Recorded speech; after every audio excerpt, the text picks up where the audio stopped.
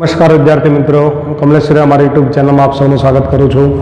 ગયા લેક્ચરમાં આપણે ગુજકેટના જે બોર્ડમાં પૂછાઈ ગયેલા હોય જૂના એવા 11 MCQનો અભ્યાસ કર્યા હતા. બરાબર, 12મો MCQ છે. આગળ વધીએ ત્યાંથી આપણે 12મો MCQ છે. મોડ ઓફ A બાર 2 છે, મોડ ઓફ B બાર 2 છે અને C બાર 3 છે. અને એ 3 સદિશ આપ્યા છે.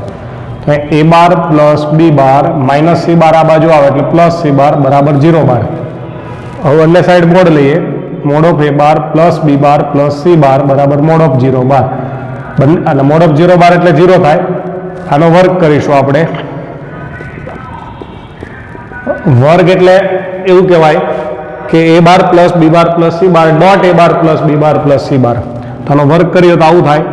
Mode of A bar square, mod of B bar square, mod of C bar square, 2A bar dot B bar, 2B bar dot C bar plus 2 C bar dot A bar બરાબર શું થાય? 0. કિંમતો મૂકી દે. Mod of A બાર કેટલી છે આપણે અહીંયા 2 એટલે એનો વર્ગ થશે એટલે 4. B બાર 4 છે એટલે એનો વર્ગ 16. 1 નો વર્ગ 1. બરાબર. હવે આ તો આપણે શોધવું છે તો આમાંથી 2 કોમન લઈ લો. તો A bar dot B bar plus B bar dot C bar plus C bar dot A bar બરાબર 0 થઈ જાય.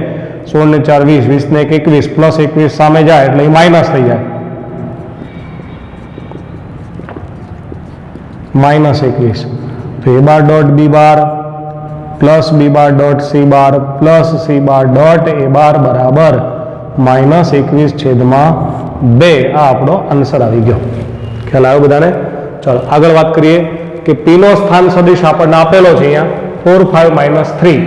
तो P ना XY YZ અને ZX સમતલથી અંતર કીધું છે. તો P નું XY થી અંતર बराबर मोड ऑफ Z थाय એટલે કેટલા આવશે? 3. P નું YZ થી અંતર મોડ ઓફ X એટલે 4 થાય.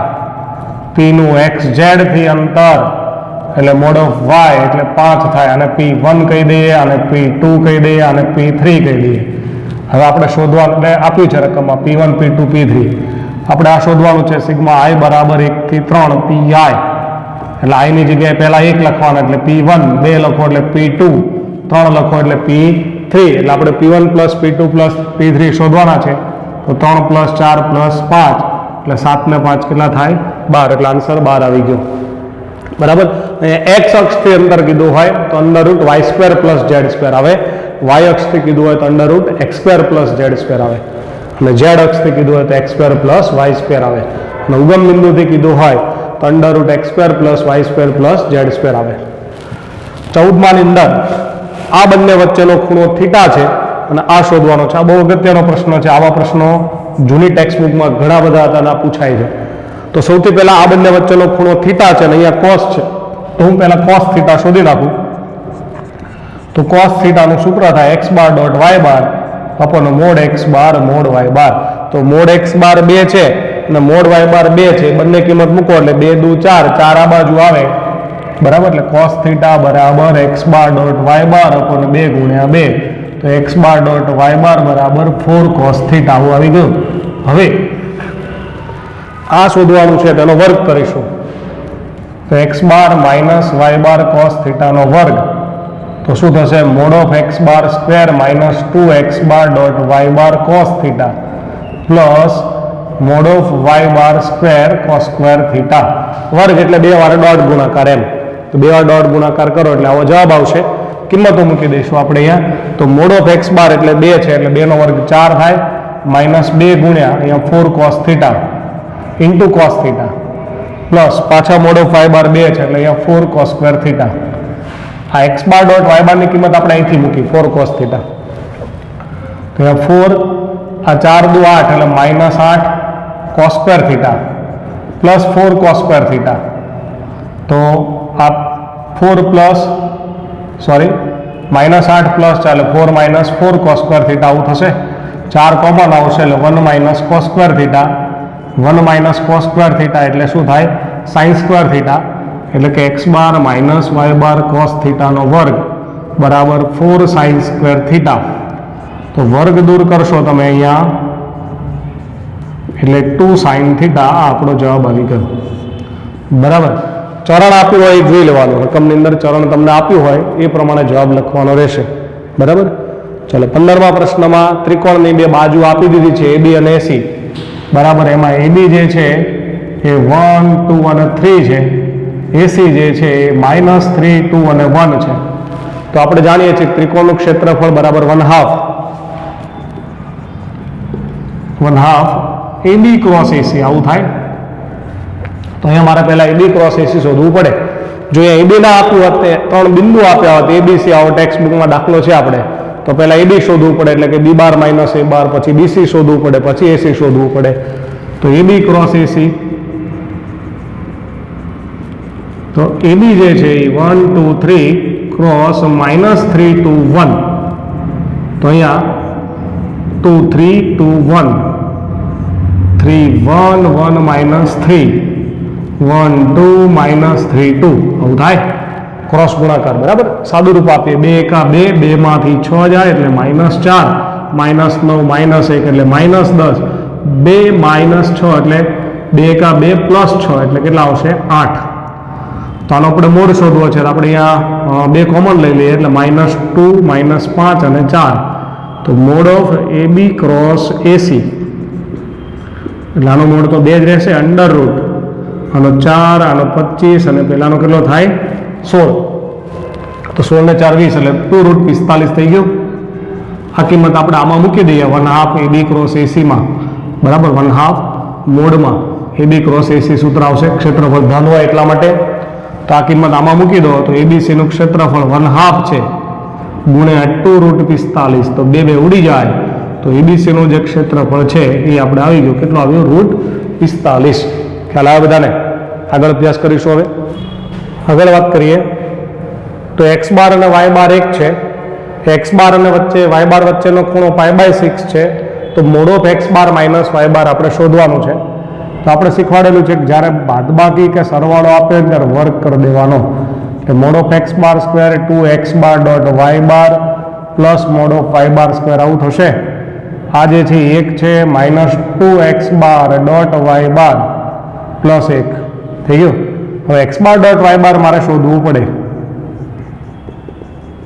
તો અહીંયા cos થીટા લઈશું આપણે. cos થીટા બરાબર x બાર ડોટ y બાર અપોન મોડ x બાર મોડ y બાર. π/6 છે એટલે cos π/6 બરાબર x બાર ડોટ y બાર. આ બંનેનું મૂલ્ય 1 છે એટલે નીચે 1 આવશે. cos π/6 નું મૂલ્ય જે છે એ √3/2. બરાબર. તો અહીંયા 2 - 2 × √3/2 આવું થશે. 2 કેન્સલ એટલે 2 - √3 આવું આવી ગયું. બરાબર. તો તમે વર્ગ કાઢો તો આવું થશે √2 - √3. આ જવાબ આવી ગયો. પણ અહીંયા પ્રોબ્લેમ છે કે ઓપ્શનમાં ધારો કે આ વર્ગમૂળ ન આપ્યું હોય તો આનું વર્ગમૂળ શોધવું પડે. તો શોધીએ કેવી રીતે? ધ્યાન આપીએ અહીંયા. તો અહીંયા આપણે એવું કરીએ, ઉપર નીચે 2 વડે ગુણી દઈએ એટલે 4 - 2√3 ભાગ્યા 2. આનું વર્ગમૂળ શોધવું છે એટલે મેં શું કર્યું? ઉપર 2 વડે ગુણી, નીચે 2 વડે ભાગ્યા. હવે આને પૂર્ણ વર્ગ પદાવલી બનાવી છે તો આ 3 એવા ભાગ પાડવાના, સરવાળો 4 થાય. 3 એકા 3, અહીંયા 4 છે ને ત્યાં 3 + 1 લખીશ અને અહીંયા 3 ગુણ્યા 1 લખીશ ભાગ્યા 2.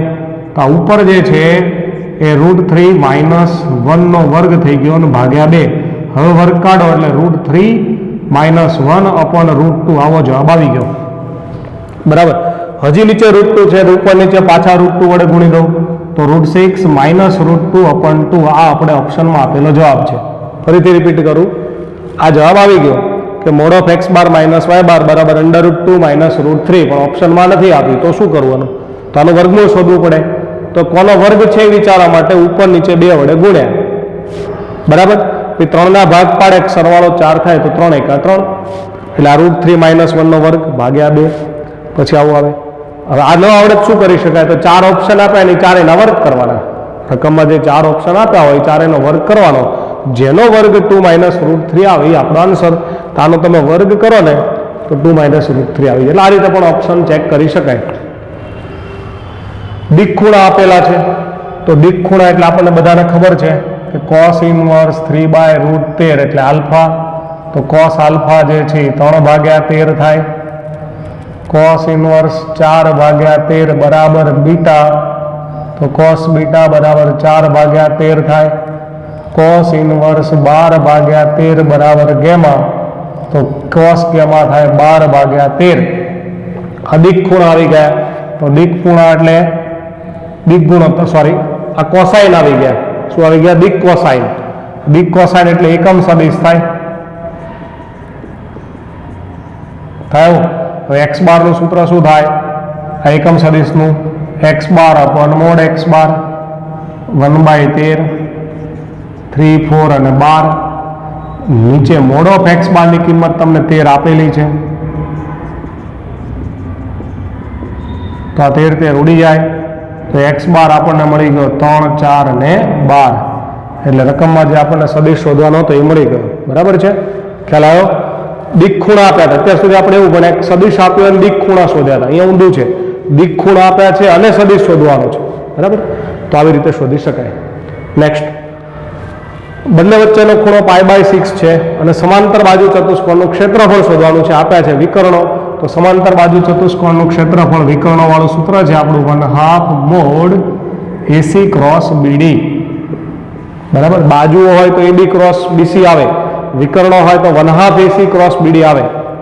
तो आ बंनेनो आपणे पहला क्रॉस गुणाकार करीए पछी एनो मोड विचारीशुं। तो अहींया AC क्रॉस BD એટલે A bar plus 2B bar cross 2A bar plus B बार, तो आवुं थशे A bar cross 2A bar plus B bar plus 2B bar cross 2A bar plus B bar. Ready? तो अहींया आवुं थशे A bar cross 2A bar plus A bar cross B bar plus 2B bar cross 2A bar plus 2B bar cross B bar. A बार ने बंने जोड़े गुण्या 2B बार ने बंने जोड़े गुण्या। बराबर? तो A bar cross A बार छे 0 बार थाय એટલે 0 થઈ ગયો, અને એમને રાખીએ A बार क्रॉस B बार। આ જે છે હવે ધ્યાન આપો, આ બે કોમન ના આવે। બરાબર? એ ધારો કે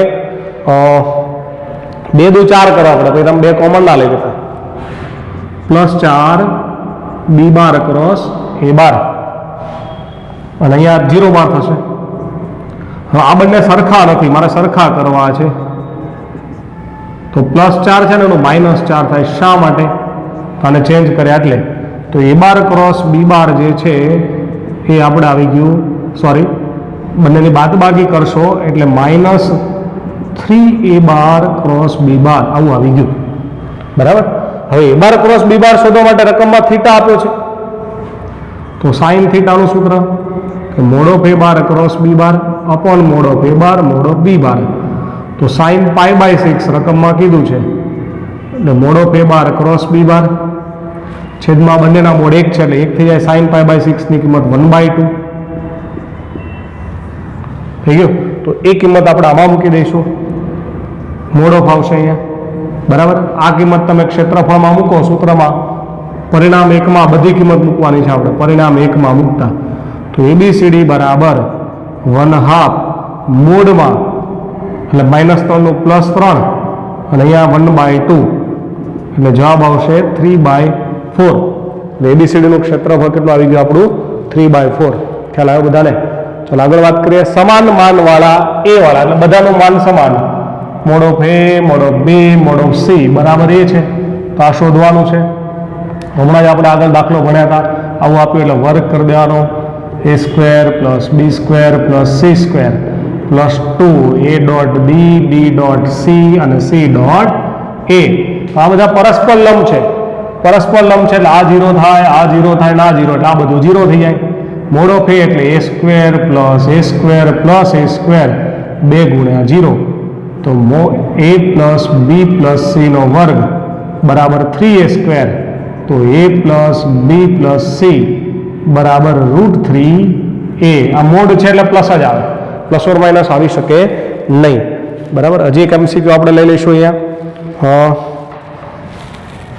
20મો છે કે λ12 અને -2 3 1 આ તો બહુ સરળ છે કે એકબીજાને લંબ છે, તો લેમડા બરાબર ખાલી જગ્યા, તો લંબ હોય એટલે આપણને ખ્યાલ છે કે ડોટ ગુણાકાર 0 થાય, બંનેનો ડોટ ગુણાકાર 0 થાય તો -2 લેમ્બડા +3 +2 બરાબર 0, તો 5 બરાબર 2 લેમ્બડા, તો લેમ્બડા બરાબર 5/2. તો એ આપણે જે ગુજકેટમાં અને ગુજરાત બોર્ડમાં પૂછાયેલા MCQ હતા એ બધા જ આપણે સોલ્વ કરાવી દીધા. એકને એક રીતના 2 MCQ આવતા હોય ત્યાં મેં એક જ કરાવ્યો છે, એ રીતના તમારે બીજો જાતે કરવાના છે.